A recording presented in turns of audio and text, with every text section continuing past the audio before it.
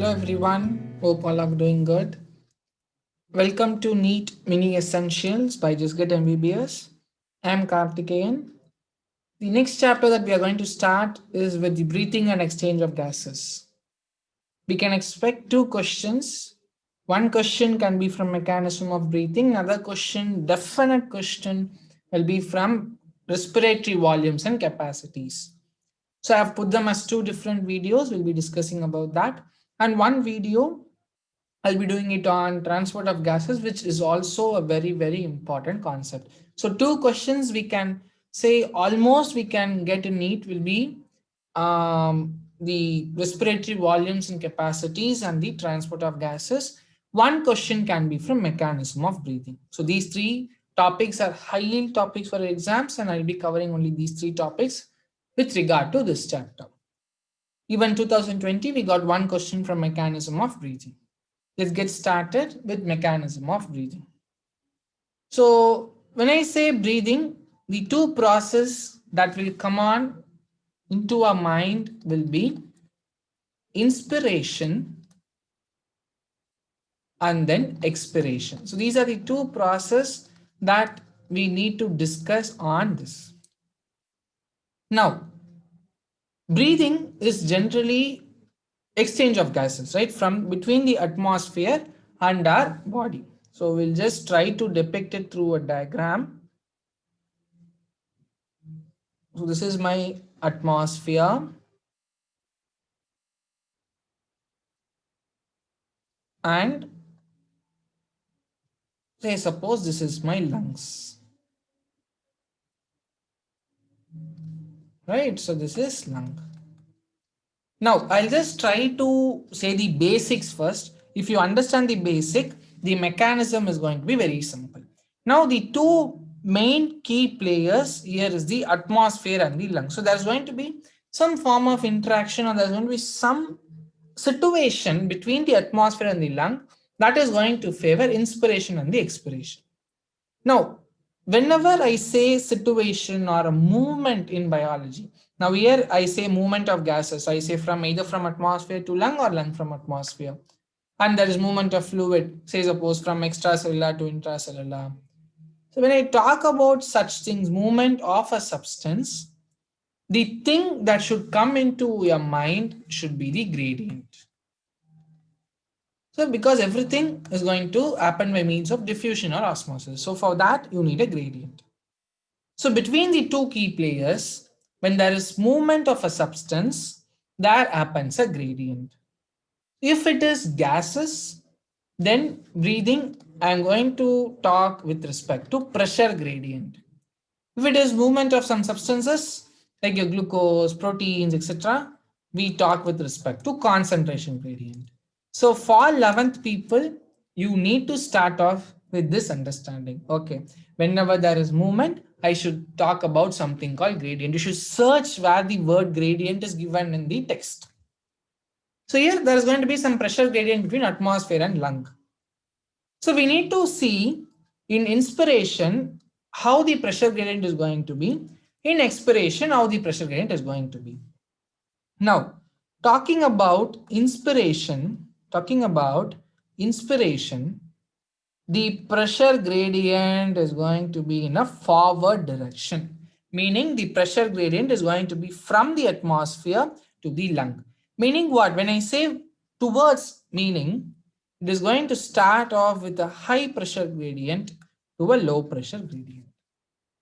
So when there is process of inspiration, the atmosphere is going to be comparatively dominating in terms of pressure, the amount of gases present as in when compared to lung. Similarly, if expiration has to happen, the gradient is going to be from the lungs towards your atmosphere. So what you need to understand here is where the gradient arrow mark is going to point, that is where is the destination.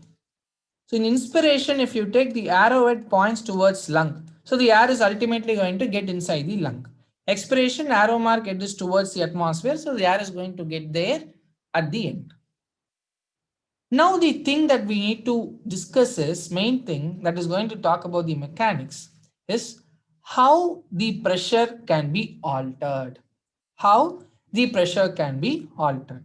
Now each of these is going to be at some pressure during a normal process. But if any of these has to be stimulated, I need to bring this change. So for inspiration, I need to bring down the pressure inside. So how our body is going to do that? That's the thing. So for which we need to understand a chemical thing. You would have studied states of matter, you have studied something called Boyle's law, which says P is inversely proportional to V. Pressure is inversely proportional to volume. When I try to increase the volume, the pressure decreases, and when I try to decrease the pressure, the volume increases. So this is the thing. So lungs, when I say the pressure has to be lowered, it has to be decreased, what our body is going to do is it is going to increase the volume. Increase the volume of what is the next question. It is going to increase the volume of thoracic cavity and the pulmonary cavity. It is going to increase the volume of thoracic cavity and the pulmonary cavity. So when I say thoracic cavity, it is going to include diaphragm, the lungs, heart. So all these together constitute thoracic cavity. When I say pulmonary cavity, it is just confined within the lungs only. Right? So there is going to be increase in volume of both the thoracic cavity and the pulmonary cavity if it is in case of inspiration. Decrease in the volumes of thoracic and the pulmonary cavity if the volumes has to be, if the expiration has to happen. So it is not confused, let us go step by step. So what you need to know is we are having two groups of muscles that is going to help in the process. One is diaphragm. Another one is called as intercostal muscles. I'll go very slowly, just try to understand. Intercostal muscle. When I say costal, it refers to ribs. Inter means between. So if the muscles are present between two ribs, it is called as intercostal muscle. So you all know about the rib cage. So it is something arranged like this. So there are some muscles that are present in between the ribs. So these muscles are called as intercostal muscles. So we have two muscles, diaphragm and the intercostal muscles, that are going to help in the process of breathing. And intercostal muscle, if you take, we have got two types: internal intercostal muscle and external intercostal muscle. IICM, EICM, internal intercostal muscle and the external intercostal muscle. So we'll see what happens in each of these. Now, first let us talk about inspiration. So inspiration means what is the pressure gradient? It is from the atmosphere to the lungs. So what you need to understand, the first basic concept is the position of ribs.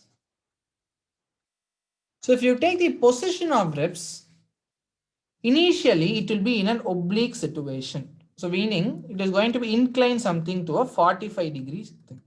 Say suppose this is my median axis of my body. The rib cage is going to be inclined like this to 45 degree. So if I want to increase the volume, what is going to happen is this 45 degree is going to be shifted to almost say 75 to 80 degrees. So almost I can say, for understanding, let me make it to perpendicular. So in inspiration, the oblique position of ribs will be made upright. So just try to imagine that. Okay, so it is present in an oblique situation. As a result of or during inspiration, there is going to be upright position of a rib cage. If you're not understanding this, it's completely fine. I'll get into the NCERT concepts now. NCERT concept is more important. Now, there should be increase in volumes. I told you first there will be increase in volume of thoracic cavity, followed by increase in volume of pulmonary cavity. Yes, we saw these two, right? So volume of thoracic cavity, how it will be increased? Any change in volume of thoracic cavity will be accomplished by means of diaphragm. This by diaphragm. So normal shape of a diaphragm or a normal position of diaphragm, if you take, I have a picture at the end, but I want you to orient to the session. That's why I'm just writing and explaining. See, initially, the position of diaphragm is going to be dome shaped. When I say contraction, say suppose initially thoracic cavity is this much, okay? Now, when I say this is my diaphragmatic muscle and this is my thoracic cavity. When I say contraction of diaphragm, meaning the diaphragm is going to flatten now. So it is going to be something like this. So this is meaning of contraction of diaphragm. This is the ultimate meaning of contraction of diaphragm. So if you see now, initially say suppose if the volume is 2 liters, now see the volume is increased. Right? If I say flattening, I will get this additional this much of volume. There is increase in volume of thoracic cavity. So in what axis it is going to take place? It is going to take place in the y-axis, or I say it as an anterior posterior axis. So what are the points that you must know with respect to inspiration is the first step, it is initiated as a result of contraction of diaphragm, which increases the volume of thoracic cavity in anteroposterior axis. So I have seen few MCQs asking, write the sequence of inspiration. So it begins with contraction of diaphragm followed by increase of volume of thoracic cavity in the anteroposterior axis. Now I told in the beginning that we have got changes in volume of both thoracic cavity and the pulmonary cavity. And I have told you there are two groups of muscles that are involved, diaphragm and the intercostal muscles. So I have completed the changes that happens in thoracic cavity. I have also completed the role of diaphragm in inspiration. The left out is the pulmonary cavity and the internal costal muscles. So we'll talk about that. So the second set of events will be contraction of intercostal muscle. What is that? Contraction of intercostal muscle.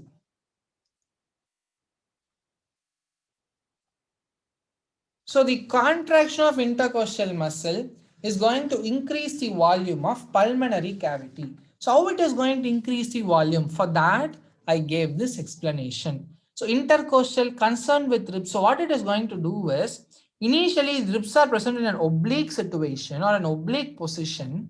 It is trying to lift the rib cage upwards. So if something is present like this, say suppose this is my area, if I place something like this, okay, see the amount that is being accommodated here.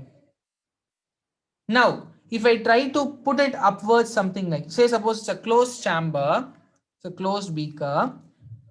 Initially, the rib cage was in an oblique situation. So say something like this. So what is the amount of fluid accumulated? It is just something this much. But when I try to uplift this, I try to place it somewhere here. See the amount of volume now? It is trying to cover this much of fluid. So when I try to lift this ribcage from an oblique situation to an upright position, what is happening? There is also increase in volume of pulmonary cavity. But in what axis it is happening? The axis is dorsoventral axis. It is dorsoventral axis. I did explain what is this anteroposterior and dorsoventral. Before that, I told there are two groups of intercostal muscle, external intercostal muscle and internal intercostal muscle, right? So with inspiration, we have got contraction of external intercostal muscle. So to summarize inspiration, it is characterized by decrease in the volume, decrease in the pressure inside the lung, for which there is going to be increase in the volume of both thoracic cavity and then pulmonary cavity. So it begins with increase in the volume of thoracic cavity in the anteroposterior axis, that is favored by the contraction of diaphragm. Contraction of intercostal muscle is the second event that happens in inspiration, that is the external intercostal muscle, that increases the pulmonary cavity volume in a dorsoventral axis. So when I say anterior, say suppose a man is standing like this, okay?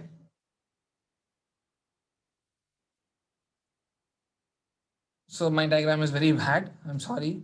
It looks like a ghost, but fine. When I say anteroposterior, it is in this direction.